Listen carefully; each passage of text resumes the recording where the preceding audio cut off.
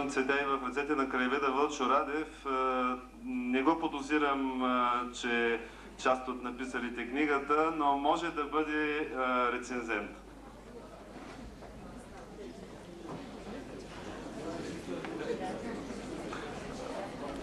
И докато Вълчо Радев излезе на микрофона, да кажа, че по цветята ще ги познаете, но сигурно не всички, които имат в ръцете си цветя, имат желание да вземат думата официално. Благодаря за поканата да участвам в тържеството и наистина искам 2-3 думи да кажа, поне се занимавам с история на вашето село, че малко по-стара му историята с 2 години, 1830 година, и да направи малка корекция, че училище в село Срацимир има още от 1858 година с пръв учител Михаил Поп Данаилов, също земляк на първите разградски от град Разград родом.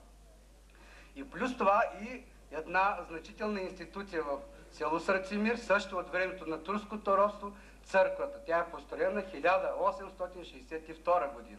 Още за един момент искам да напомня, че долу горе е с тази година на селището, малко по-късно, беше чествана Велчовата завера. Нали, за Велчо Джемджията.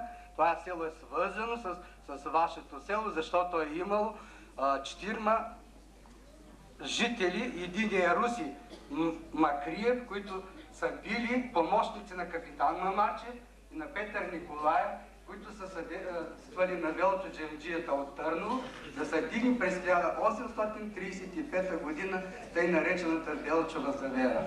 И внука на Велчо Джемджията, Караламби Джемджиев, вчера дето го споменаваха, че е правил опити да лети, той е построил първата мелница до село Попкралю, която е Събориха, и в Колфарата също е правил мелница и мислил модерно.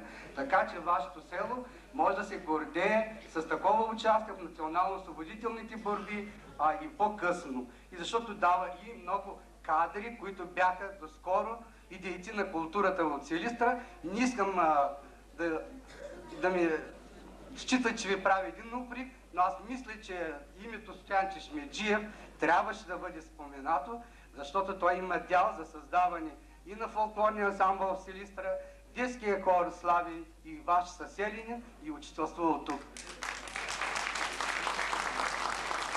Така че историята на село Срацимир е много богата, макар че е ново селище, трябва да знаете, че то е свързано също с една историческа дата, когато се сключва Одринския мир през 1829 година. Вашите първи прадеди са били на страната на руската армия, те тръгват за град Бабадар, стоят 3 години там след 1829 година и тогава се разселват от тези разградски села в Айдимир, Сребърна, Срацимир правят ново село, в Бръчма и Българка изграждат ново село и в Бабо.